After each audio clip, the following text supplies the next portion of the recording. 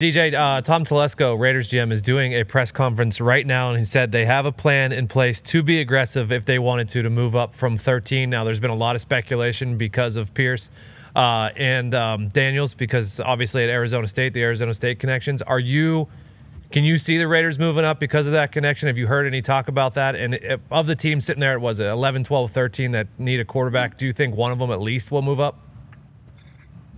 Everything that I've heard as of this morning is that there's not a strong willingness for those teams picking 1, 2, 3 to move. So I would imagine that type of a move would be up for Jaden. I mean, that's the easy connection to make. I don't, see the Raiders. I don't think they would do that for Drake May. And then, so it's like we have these different waves. If the 3 quarterbacks go 1, 2, 3, now we turn to kind of the watch on this next group. And, you have, okay, well, Minnesota, still, sounds like they could be a McCarthy team. Well, who are they competing against that? Because you hear Denver maybe, but Denver doesn't have a 2. So how aggressive do you want to be? Can you beat Denver with any type of package so you can be a little more patient?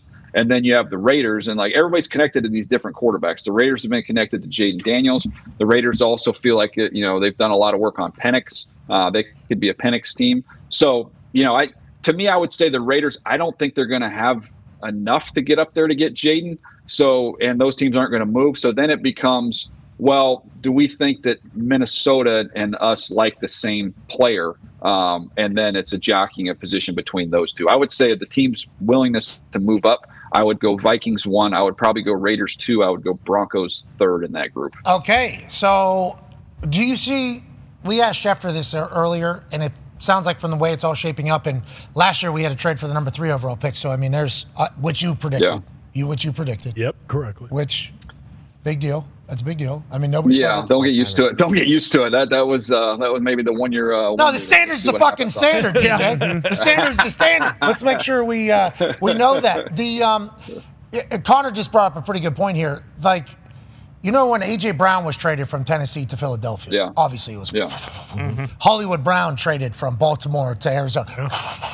I mean, it's huge. We got a couple of wide receivers right across the NFL that we think are kind of anti, maybe in Cincinnati, even though he's come out and said they're stubborn though, man. Like Cincinnati, when Cincinnati comes out and says like we're not doing something, usually they're not doing something. Okay, so Ayuk would be the only one in conversation. We've seen the Niners obviously make moves in the draft before. Do you think there's going to be an alarming trade of a big name player potentially, or no? I had some coffee this morning with Rap Sheet and asked him that question because I was like, we're talking so much about these picks. I'm like, if we have a veteran, and I'm sure like Schefter and Ian will be the ones to answer that, but I wouldn't rule that out. And I didn't, I think those names kind of came out of left field that year. So we talked about Ayuk. There's probably, I guarantee there's teams discussing, a few other veterans out there that we don't know about. That's one thing. Like you need to be guarded with who you're going to pick, but you better really be guarded if you're shopping your veteran players.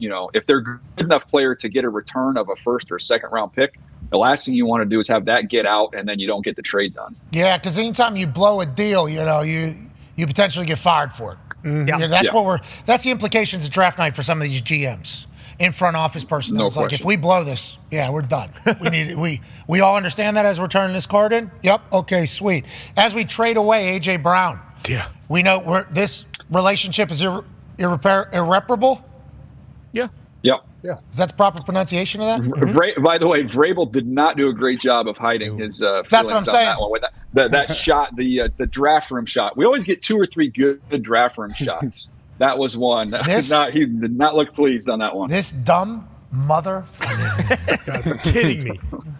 I need 42 Zins. Okay. I need Marlboros.